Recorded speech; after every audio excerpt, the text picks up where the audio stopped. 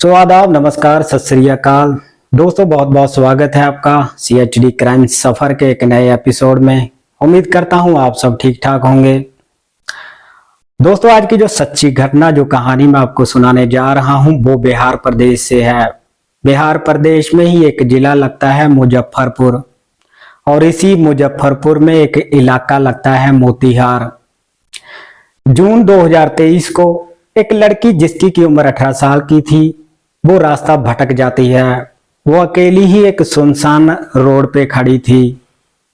उसके पास से बहुत सी गाड़ियां गुजर रही थी, मगर कोई भी उस लड़की की तरफ ध्यान नहीं दे रहा था। तभी एक ट्रक ड्राइवर जैसे ही उस लड़की के पास से गुजरता है, तो थोड़ी ही दूरी पे जाने के बाद वो अपने ट्रक को रोक लेता है और अपनी गाड़ी को पीछे लेता हुआ उस लड़की के पास आकर खड़ी कर देता है। अब वो व्यक्ति उस लड़की को कहता है कि बेटी, तुम कौन हो, यहाँ क्या कर रही हो। वो लड़की अपना नाम राखी बताती है।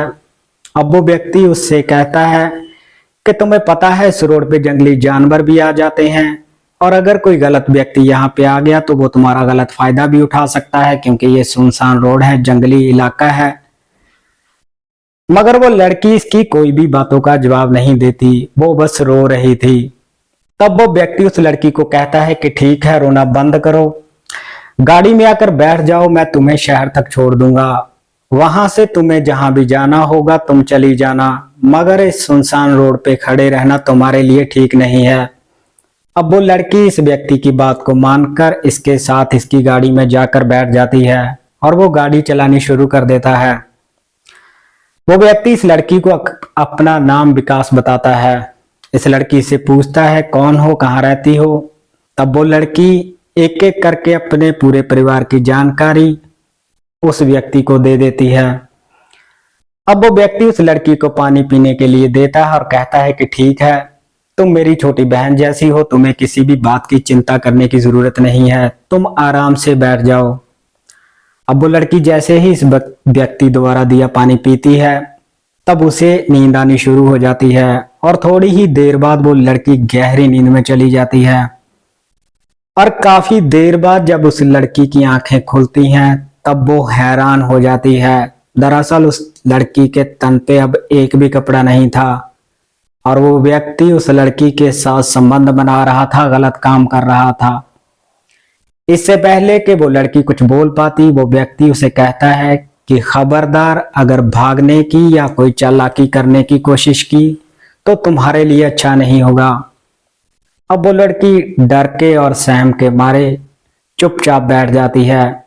अब गाड़ी मुजफ्फरपुर से चलकर जगाधरी पहुंच जाती है, और इस रास्ते में जब जब भी उस व्यक्ति का मन करता था, तब तब वो उस लड़की के साथ संबंध बना रहा था, उसका यौन शोषण कर रहा था, और वो लड़की डरी सहमी चुपचाप बैठी रहती है।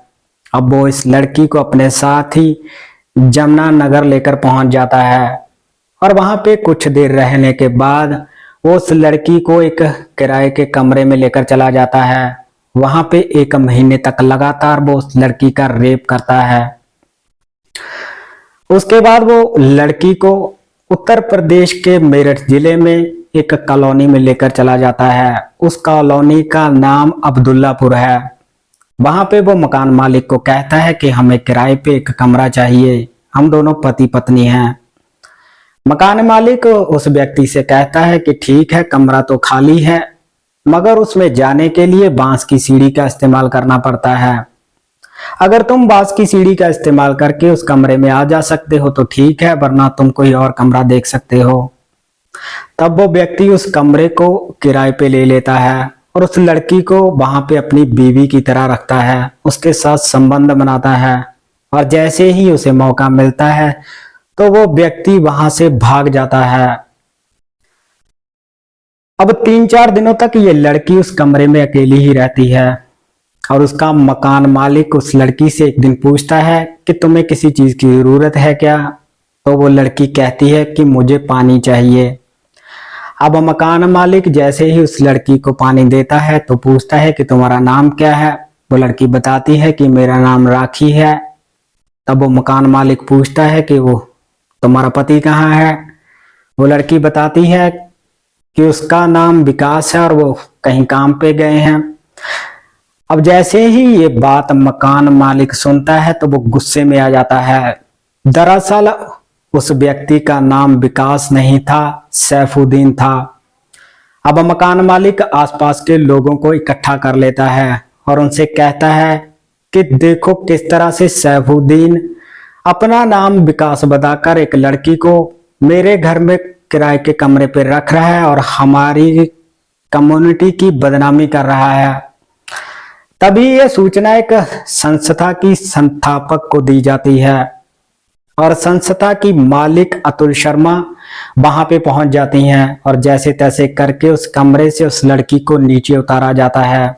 और जैसे ही अतुल शर्मा जी उस लड़की से पूछती हैं कि तुम कौन हो, कहां से आई हो, वो लड़की अपना नाम राखी बताती है और आगे इससे वो कुछ भी नहीं बोलती। जैसा जैसा उस ड्राइवर ने उसे बताया था वैसा वैसा ही वो बता रही थी। अब अतुल शर्मा जी बहुत ही प्यार और अपनेपन का एहसास कराते हुए उस लड़की से जब प्यार से बातचीत करती हैं तब वो लड़की कहीं जाकर अपने ताऊ का नंबर दे देती है। वो कहती है कि मैं जाऊंगी तो सिर्फ अपने ताऊ जी के पास, वरना मैं किसी और के साथ नहीं जाऊंगी।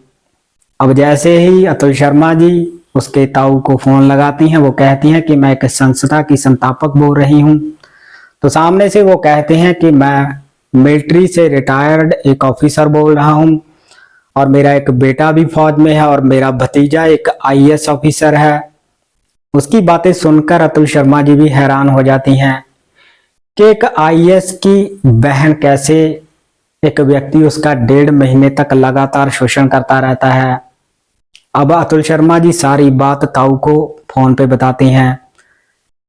वो लड़की बताती है कि मेरा एक जुड़वा भाई भी है, मेरी माँ मेरे भाई को अपने पास रखती है और मुझे मेरी दादी के पास छोड़ देती है।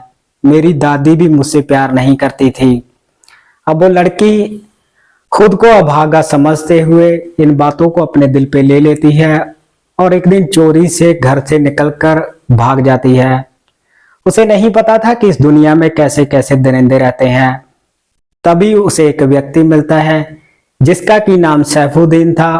उस लड़की को अपना नाम विकास बताता है और 1.5 महीने तक लगातार वो उस लड़की का शोषण करता रहता है।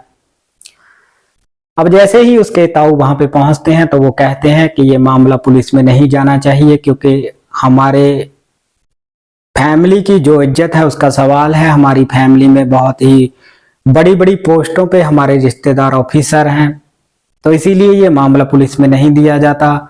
और ताऊ जी उस लड़की को अपने साथ लेकर चले जाते हैं। अब बाद में उस लड़की का क्या हुआ इस बात की तो जानकारी नहीं है और इस घटना को, इस कहानी को सुनाने का मकसद आपको परेशान करना नहीं है बल्कि आपको जागरूक करना है। तो मिलते हैं किसी और सच्ची घटना में, किसी और कहानी में। तब तक अपना ख्याल रखिएगा। जय हिंद।